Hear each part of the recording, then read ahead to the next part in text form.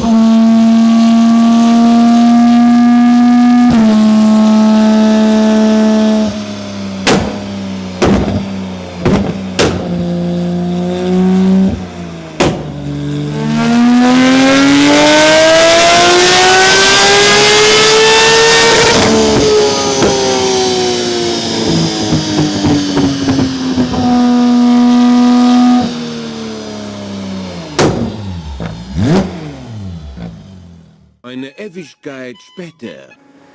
So Leute, es ist ein paar Tage später, denn Robert hat sich kurzfristig entschieden, Urlaub zu nehmen. Robert, war schön im Urlaub, ist entspannt gewesen? Manchmal muss man mal leben. Ja, so sieht es nämlich aus. Ja?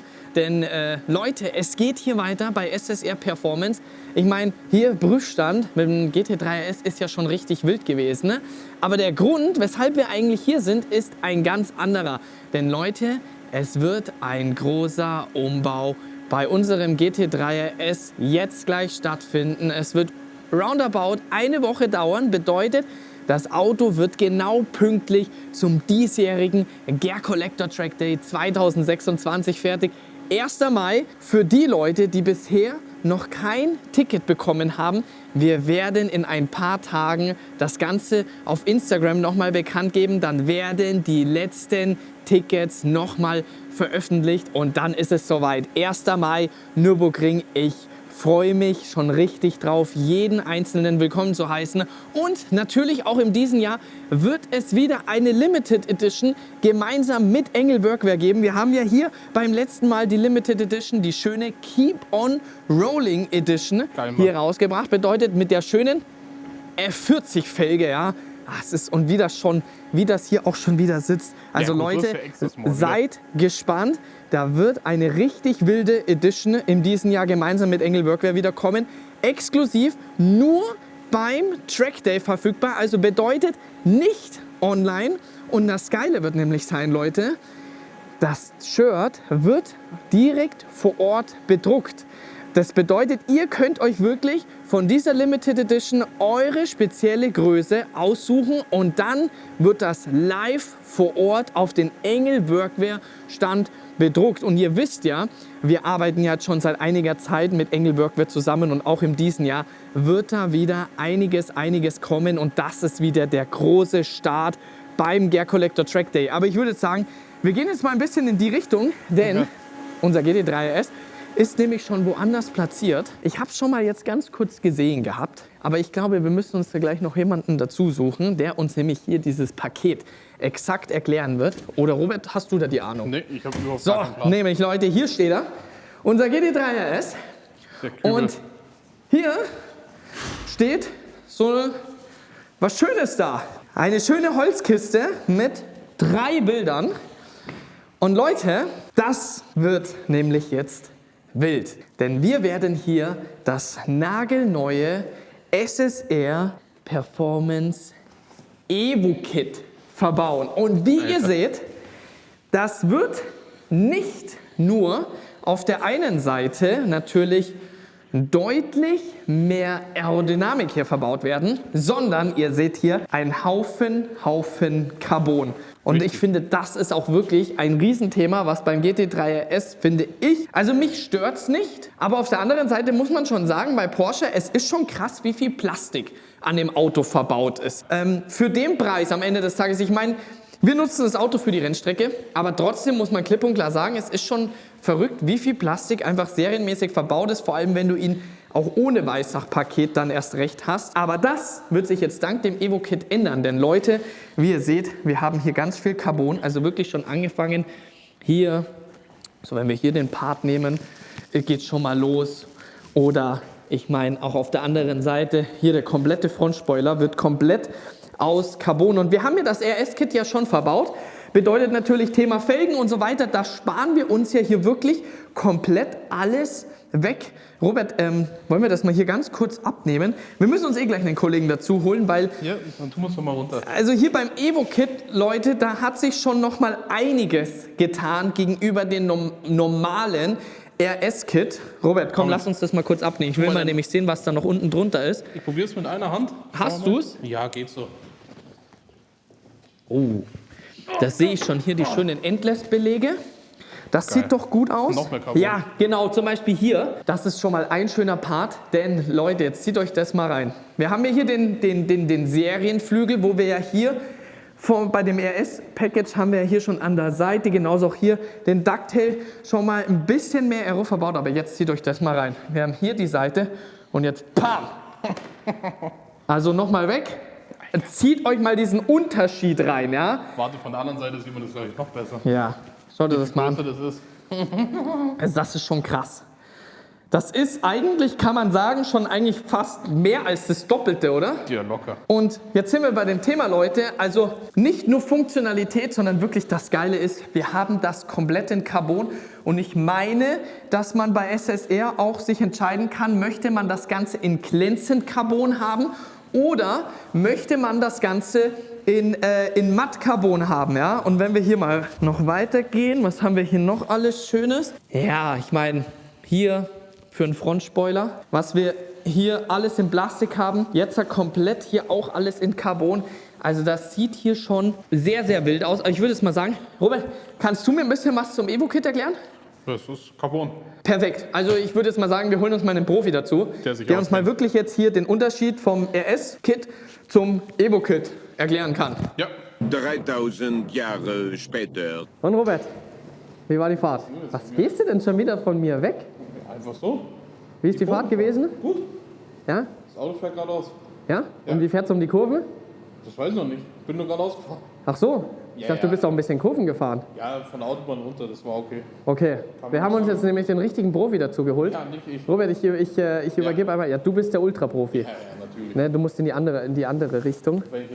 Ja, in die Richtung, dass man nämlich das Auto nämlich noch nicht sieht, verstehst du? Denn jetzt da aber.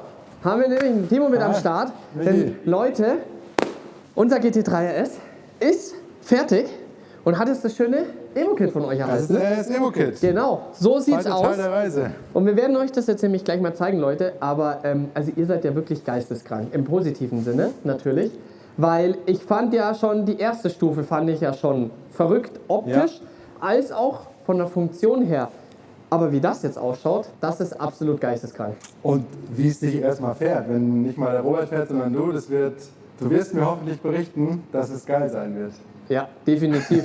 Was meinst du, Robert? Sollen wir mal, haben wir glaube ich schon lange nicht mehr gemacht, mal so einen kleinen Carporn raushauen? Wieder. Weil ich glaube, das ist es heute mal wirklich wert. Leute, hier ist es. 992 GT3 RS SSR mit dem Evo-Kit.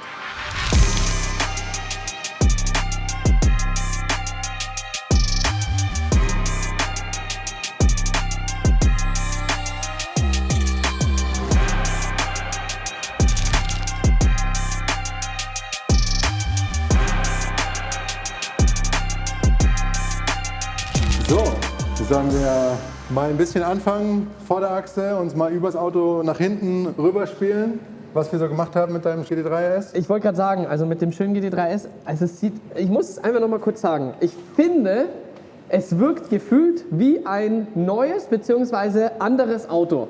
Ein Weil, geupdatetes Auto, auf jeden Fall. Robert, kannst du dich einmal ganz kurz so mittig hinstellen, dass man einmal das Auto so wirklich so von vorne sieht. Und ich finde, das wirkt einfach brutal. Irgendwie, das Auto wirkt deutlich länger, Ist es ja auch? ist es ja auch, aber es wirkt auch deutlich breiter auf Ja, einmal. ist es nicht. Und das ist es nicht, obwohl hier an der Seite mit den Flaps und da hinten, und dadurch wirkt es aber irgendwie automatisch breiter. Also ich meine, der Kernteil von dem Ganzen, was auch den größten Teil des Abtriebs erzeugt, ist der Frontsplitter. Ja. Ne? Du siehst, wie lang der ist und du siehst, dass er zusätzliche Zug- und Druckstäben hat, obwohl er hier unten drin 4 Fangseile hat. Und weißt du, wo die Fangseile her sind?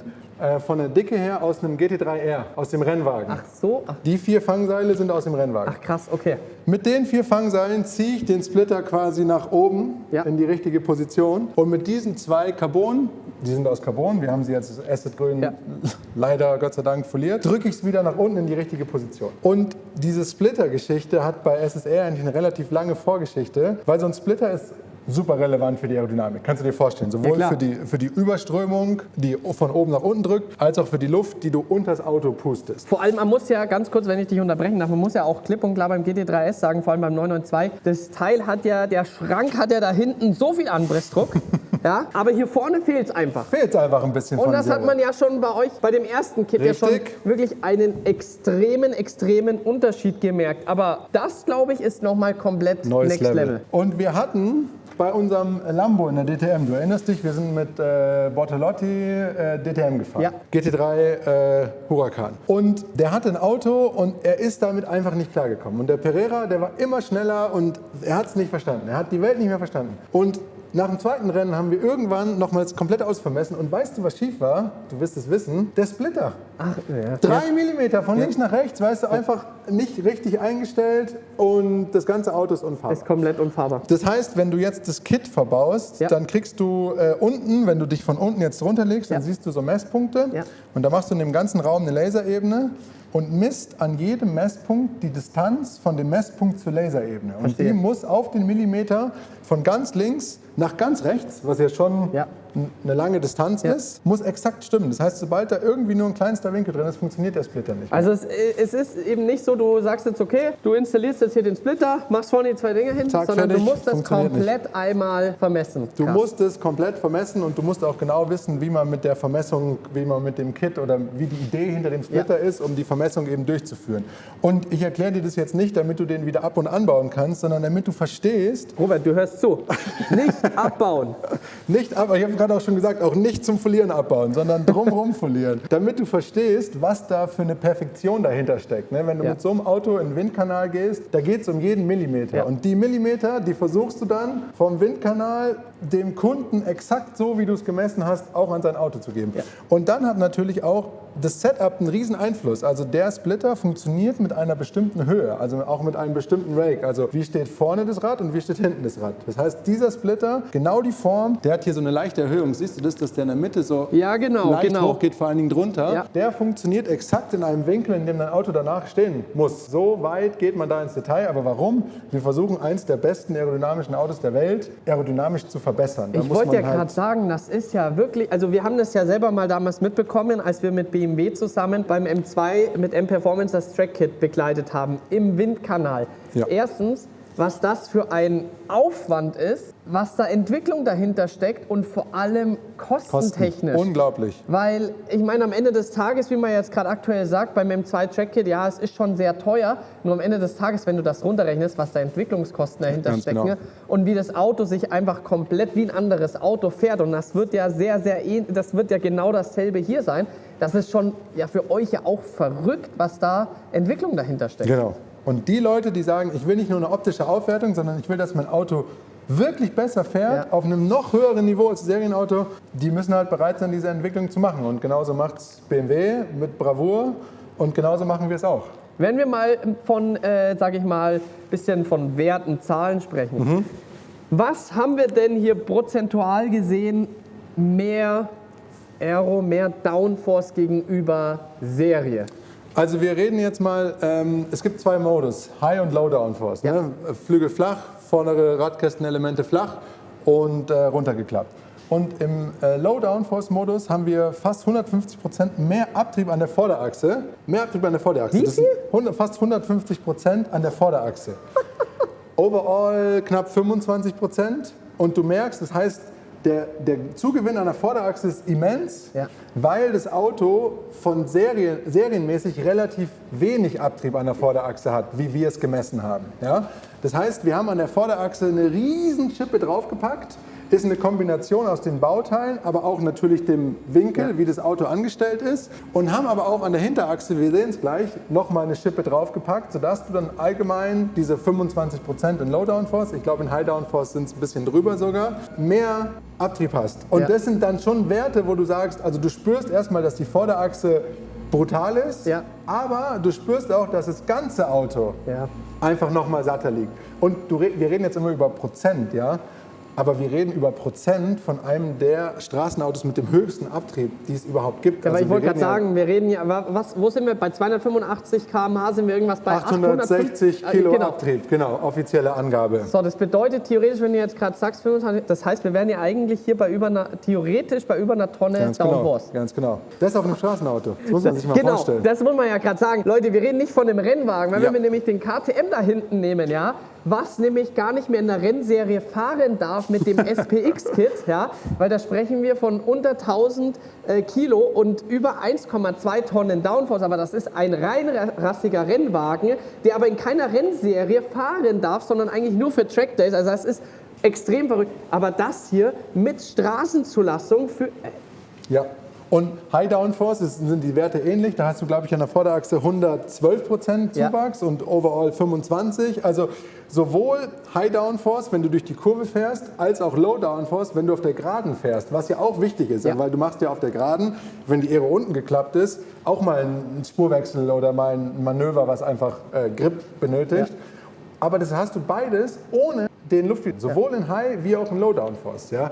Und das ist eigentlich, den Abtrieb einfach zu erhöhen, das ist relativ relativ einfach. Aber den Abtrieb zu erhöhen, ohne den Luftwiderstand zu erhöhen, Ja.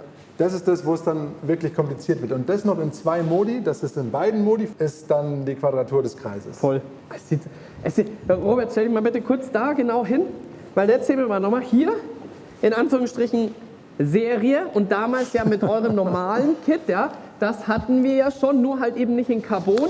Und jetzt kommt hier nochmal hier beim Evo-Kit nochmal der Part komplett mit dazu, weil damals wurde hier abgeschlossen. Genau, und oder? ist dann von Ging hier, dann das so Teil rein. war gleich von der Geometrie Genau. her und ist dann hier immer dünner geworden, Genau. bis es hier in die Serienbreite übergegangen ist. Ja. Und jetzt gehen wir halt von hier, werden immer dicker, um dann eben diese kleine Schau mal Erhöhung hier vorne geh mal einzubauen. runter, Robert, von der Seite her, damit man das mal wirklich diesen Unterschied sieht. Das ist schon, das sieht unfassbar aus. Optisch als auch Funktionalität. Und vor allem, Also- was das für einen Unterschied macht, jetzt alles in Carbon. Das ist schon, auch hier geht es ja weiter. Da geht's weiter. Rathausentlüftung. Kennst du von vielen von deinen Autos, ne? Also Thema Überdruck, der sich hier drin bildet, durch die Rotation von dem Rad wegzukriegen. Und du siehst, sind keine 2 mehr, ist nur noch einer. Genau. Dafür aber deutlich erhöht. Also ich kann hier wirklich jetzt meine Hand reinstecken, ist riesig, Ja. ist riesig. Das heißt, die Luft, die da rauszieht, geht durch diesen einen riesigen Auslauf nach außen. Und was du schaffst, ist im Prinzip den Auftrieb zu verringern, was im Umkehrschluss eine Erhöhung des Gesamtabtriebs wieder bedeutet. Und natürlich auch von der Optik. Du siehst, wie viel höher der ist als der Serien-Louver. Ja, definitiv. Der Das steht meinte ich ja richtig- eben, dass wenn du von vorne schaust, Geil. dass es halt einfach nochmal breiter wirkt. Wenn du dir jetzt mal den auf der anderen Seite Genau. anguckst, wie der nach oben raussteht, wie so ein Kamin, das ist Und schon... das Ganze halt eben in Carbon. Ja. Felgen kennst du, hatten wir Genau, vorher schon Felgen drauf, hatten sind wir beim schon. Evo-Paket gleich Hier sind wir geblieben. ja, in dem Sinne, hier hat sich ja nichts verändert. Genau. Aber hier wird es jetzt wieder wild. Ich meine, das ist natürlich so vom Profil her das auffälligste Teil. Ne? Und Endplates in groß. Das Wirkprinzip habe ich dir beim ersten Mal schon erklärt, Ja. wo wir hier einen kleinen Gurney, eine Abrisskante hatten. Jetzt ein viel größeres Endplate. Du hast hier ein Überdruckgebiet, was den Flügel nach unten drückt. Ja. Hier ein Unterdruckgebiet, was den Flügel nach unten saugt. Das Ja. heißt, die ganze Kraft geht nach unten. Und die 2 Gebiete willst du voneinander trennen und hast deswegen diese großen Flächen, weil du siehst ja auch, wie der Flügel in der Mitte schmal ist Ja. und nach hinten groß wird. Und damit der ganze Flügel auf der ganzen Breite arbeiten kann, musst du den Luftstrom von oben und unten möglichst gut trennen. Ich glaube, mit dir könnte man wahrscheinlich mit Sicherheit, wir könnten 3 Stunden darüber reden, weil ich merke gerade, du kommst gerade so richtig in dein Element und da sieht man mal, Leute, was einfach da dahinter steckt. Aerodynamisch, es ist verrückt, weil jetzt muss ich dir die nächste Frage stellen, weil Originalspoiler ist ja einfach hier so Richtig, gerade. genau. Warum haben wir hier das hier? Klar, natürlich aerodynamisch, aber was bewirkt das jetzt hier nochmal? Also du kennst dieses Element vielleicht so ein bisschen aus dem Motorsport. Da Ja, ist es genau. aus Ich glaube, uns beim auch- GT2 RS weiß ich gar nicht mit dem Manta-Kit, ob wir da das Ja, ein bisschen auch... anders. Bisschen anders. M4 GT3 Evo, Ja. M4 GT4 hat es auch. Ich glaube, Ja. Ferrari 296, wenn ich mich nicht täusche. Und es geht darum, dass man hier das Überdruckgebiet quasi versucht, entweichen zu lassen in Verstehe. einer geregelten Bahn, um den Luftwiderstand nicht zu erhöhen. Ja, das heißt, das Überdruckgebiet kommt hier, liegt hier laminar an und kann dann hier raus und geht hier wieder raus. Stört den Flügel nicht, Ja. reduziert aber den Gegendruck, den ich hier mache. Das heißt, das Teil ist quasi nicht mehr wichtig, um die Gebiete voneinander zu trennen, ist aber wichtig, um den Gegendruck, den Luftwiderstand, den diese Endplate generiert, zu reduzieren. Okay. Und da gibt es noch ein geiles Feature hier vorne. Die ganze Kante da vorne ist auch so geformt, dass die Luft Ja, möglichst okay, ich sehe es von der Ja. Seite her, ja. streamlined, Steht ja eher so. richtig, so Krass. und Robert, sieht man das auf dem Video? die Kante hier geht, so? wird breiter, um Ja, eben ja. den Luftwiderstand möglichst gering zu halten. Weil natürlich, klar, hier steht so ein Koloss Ja. plötzlich im Wind. Und bei 296 spürst du, dass da so ein Koloss steht. Und um den dann neben der Funktionalität auch noch möglichst wenig Widerstand zu geben, sitzt man dann halt mal mehrere Wochen. Und deswegen brenne ich auch so für das Paket, weil ich saß da mit den Jungs mehrere Wochen, Ja, das glaube ich dir. um dieses Teil dann Nur um halt diese- so zu machen. nur um dieses Teil. Und du denkst dir jetzt ja so, ja, okay, sieht halt aus wie ein Endplate, ne? Ja. Aber da ist wirklich, wirklich, wirklich viel Hirnschmalz und Liebe reingeflossen. Kann man ungefähr sagen, was ihr bei dem Evo-Kit nochmal an Zeit aufgewendet habt im Windkanal? An Stunden? Ja, wir waren insgesamt 12 Stunden Windkanal, Serienauto, RS und RS Evo. Ja, also mit den 3 Abstufungen. Dazu brauchst du natürlich erstmal die entsprechende Anzahl an Autos, weil Ja. du baust nicht mal eben um. Und ich würde mal sagen, wir waren nach 4,5 Stunden vielleicht mit Serie und RS-Paket durch. Und die restliche Zeit ist hier reingeflossen. Ach wirklich? Aber ein großer Grund ist hier mein T-Shirt, was ich gerade anhabe. Ja. Unser neues Projekt. Ja, das habe ich schon gesehen. Das wird ja... Das wird richtig wild und die Basisarbeit davon haben wir nochmal in ein Straßenauto übertragen. Das heißt, wir haben noch Großes vor mit der aerodynamischen Auslegung. Ja. Aber die Basisarbeit haben wir versucht, in das Evo-Kit mal reinzubringen. Ja. Und Ja. deswegen, da ist echt viel Hirnschmalz reingeflossen. Vielleicht mehr, als man jemals in so einen GT3 S992 investiert hätte. Ja, das glaube ich. Das glaube ich. Aber allein, was dieser Flügel halt von der Seite her für einen Unterschied macht, das ist, wo du sagst, hast jetzt eigentlich hier den Serienflügel, aber optisch, es wirkt auch wie ein neuer Flügel. Dann, ganz wichtiger, aber ganz kleiner Part, ne? Auch sowas, wo du mit mir lange drüber reden kannst, sind diese Spacer hier unten im Diffusor. Ach Diese so, kleinen, deswegen, das habe ich mir nämlich schon gedacht gehabt, dass der Diffusor... Das ist ein bisschen tiefer jetzt, ne? Okay. Ungefähr 14 mm. Und du siehst, dass dadurch natürlich, vorne sind die Anmerkungspunkte die gleichen geblieben, Ja. du schiebst ihn hinten runter Ja. und was dadurch passiert ist, dass der Diffusor ein bisschen an Winkel verliert. Okay. Und der Diffusor, das ist eben auch so eine Erkenntnis aus dem Windkanal, der hat einen bestimmten Winkel, ab dem die Luft nicht mehr laminar an dem Diffusor haften bleibt. Ja. Das sind ungefähr 13 Grad. Ja? Ja. Das heißt, wenn der Winkel von dem Diffusor steiler wird, dann löst sich die Luft von dem Diffusor Okay. und kann diesem Radius nicht mehr folgen. Wenn du jetzt durch diesen Spacer den ganzen Diffusor nach unten schiebst, dann Ja. erhältst du den Winkel wieder. Die Luft kann laminar folgen und der Diffusor kann viel effizienter arbeiten, Ja. weil die Luft die ganze Zeit diesen Unterdruck an dem Auto hat und das Auto somit über die ganze Länge des Diffusors nach unten saugt. Aber daran sieht man ja auch, dass der Originaldiffusor ja eigentlich top entwickelt ist. Top. Und ihr habt es halt einfach nochmal etwas weiterentwickelt. Es ist immer ein Kompromiss, was der Hersteller an den Kunden verkauft. Alltagstauglichkeit, Einsatz auf der Straße mit Speedbumps und so weiter und Rennstrecke. Ja. Was passiert, wenn du ihn runtersetzt? Klar, die Finnen gehen tiefer und die Wahrscheinlichkeit, dass du aufsetzt, vor allen Dingen, wenn du vorne ein Liftsystem hast, ist höher. Ja? Das Ja. heißt, für den gemeinen Kunden, der vielleicht einfach 95% seiner Zeit auf der Straße rumfährt, ist es vielleicht mehr Nachteil als Robert, Vorteil. du bist noch nicht aber- aufgesessen. Mal spüren. Aber für dich, der Ja. viel in den Bergen fährt, viel auf dem Track fährt, ist Ja. es halt einfach ein Hebel, ohne, und das ist immer mein Credo, den Windwiderstand zu erhöhen. Ja, unglaublich. Nee, also deswegen, ich sage ja wirklich verrückte Arbeit, was ihr leistet. Ich meine, den nächsten Einsatz bekommt jetzt das Auto dann. Oh ja. 1. Mai, der Collector Track Day.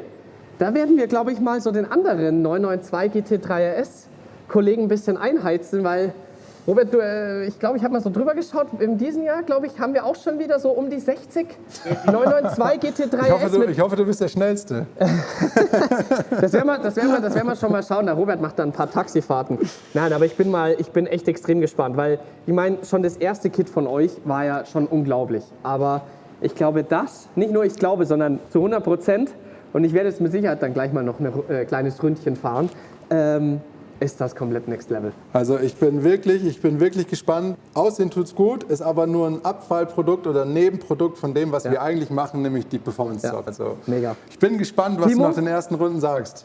Danke für die Einladung. Dank. Viel Spaß Dank damit. an das ganze SSR-Team. Gebe ich weiter. Und ja, ich würde sagen, wir reisen damit am 1. Mai beim Gear Collector Track Day auf. Und ich glaube, es wird wahrscheinlich so mehr oder weniger das letzte Video sein. Bedeutet, dass wir uns dann am 1. Mai am Nürburgring sehen. Auf jeden Fall. Und damit sind wir raus. Peace out, Leute.